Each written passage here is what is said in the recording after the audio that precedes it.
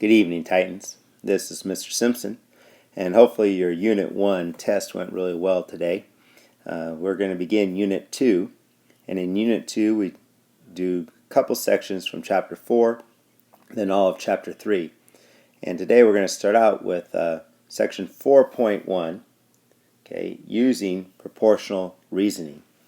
So one of the objectives is to identify the means and extremes of a proportion, and the other is to use proportions to solve problems.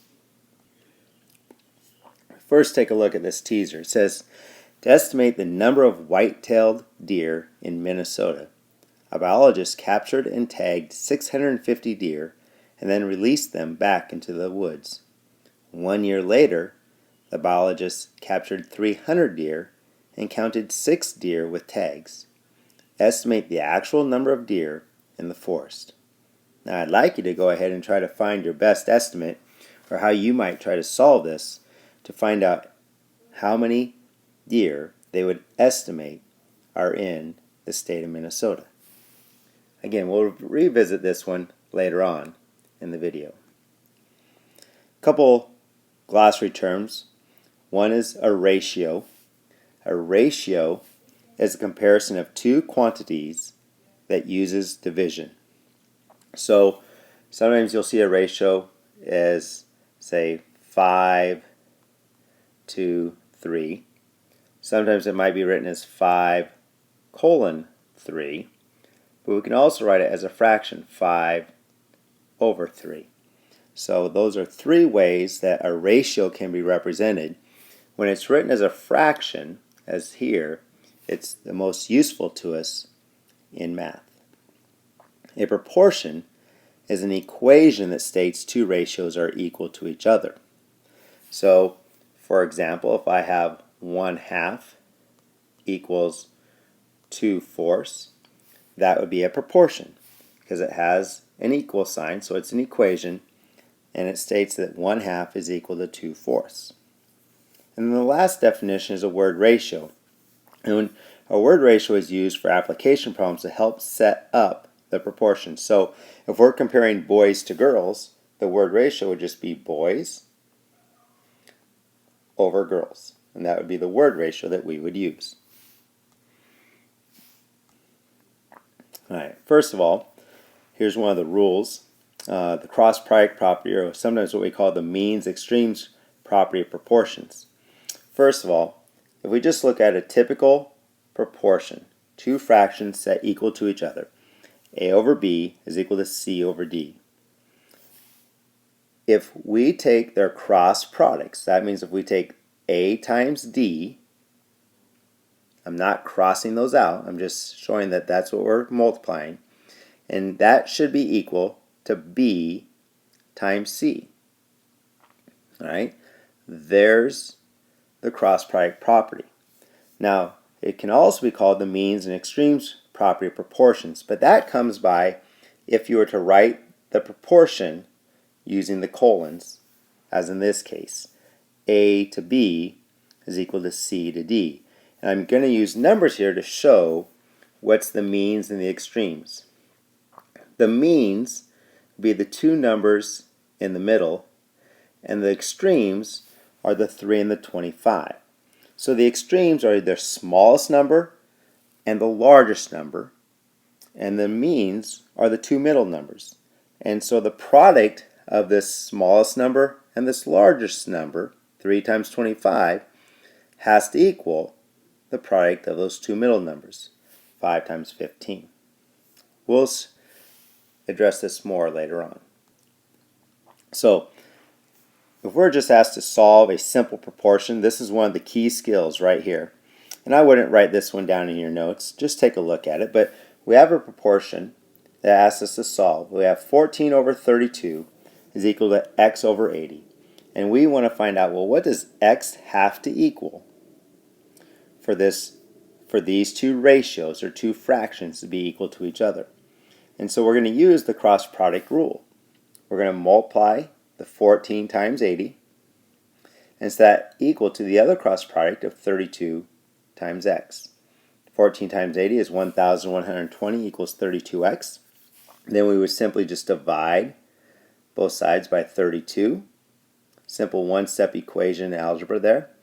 And we get x is equal to 35. So if we would replace x with 35, now those two fractions would be equal to each other. So some of the type of problems that you're going to encounter is one, try to determine if two fractions are equal to each other or two ratios are equal. And so we want to determine, does 2/3 equal 3/4? Well, we take the cross product. 2 times 4 is 8. And then we take the cross product of 3 times 3 is 9. And since those are not equal to each other, this does not represent a proportion. If we look at example B here, I cross multiply. 3 times 25 is 75. 5 times 15 is 75.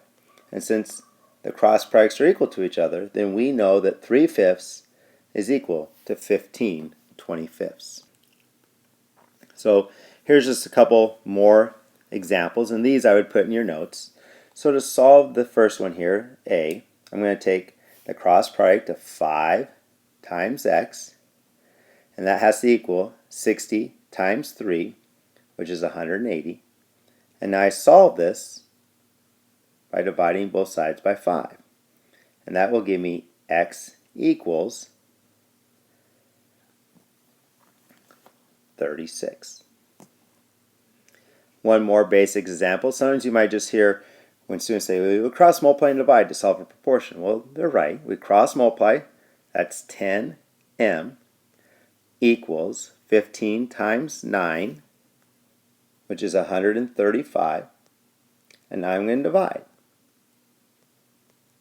And m in this case would equal 13.5.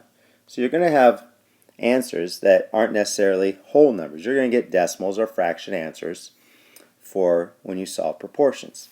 Now this last one is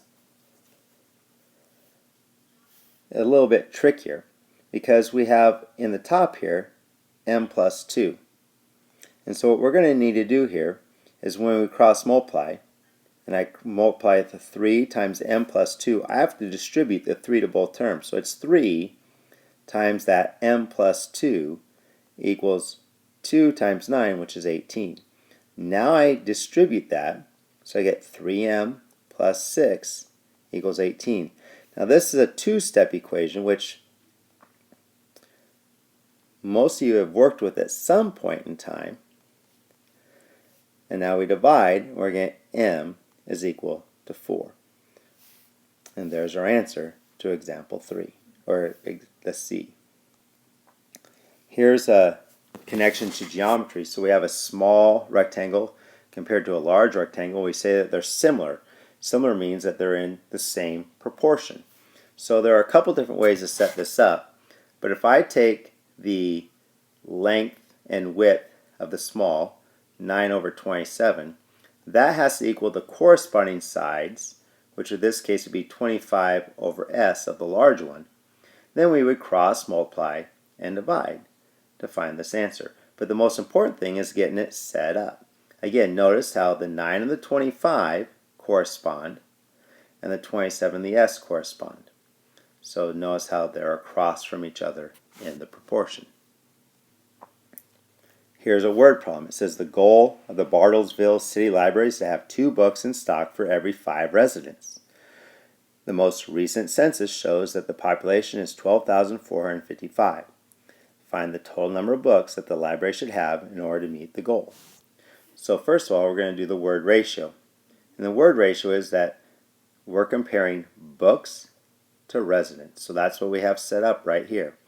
Books over residents. So now I know that in my proportion that the top numbers in each proportion are going to represent books. So I have 2 books to 5 residents.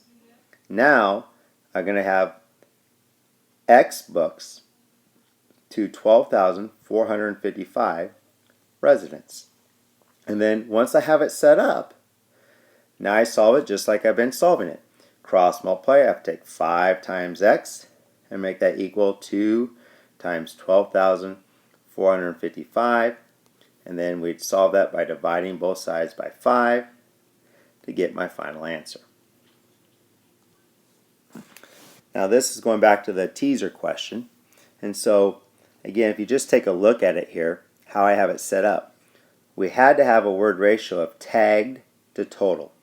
Well, initially we captured 650 deer, but we tagged them all. We don't know the total number of deer in Minnesota. So we have 650 deer that are tagged over X, which is the total of deer that we don't know. That's what we want to find. Well, then a year later, we captured a total of 300, but only 6 were tagged.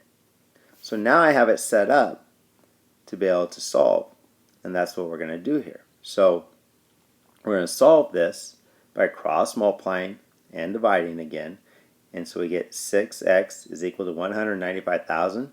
Divide, we get approximately 32,500 deer. So now check that with your original estimate and see just how close you were.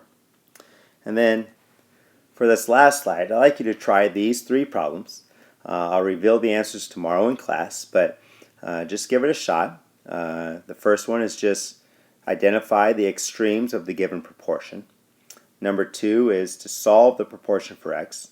And then 3 is just a somewhat of a simple application problem if you could try to figure out the number of boys that would be in the second period class. So anyway, I hope you're having a great evening and you're ready to get after it tomorrow and discuss proportions. Made with Doodlecast Pro.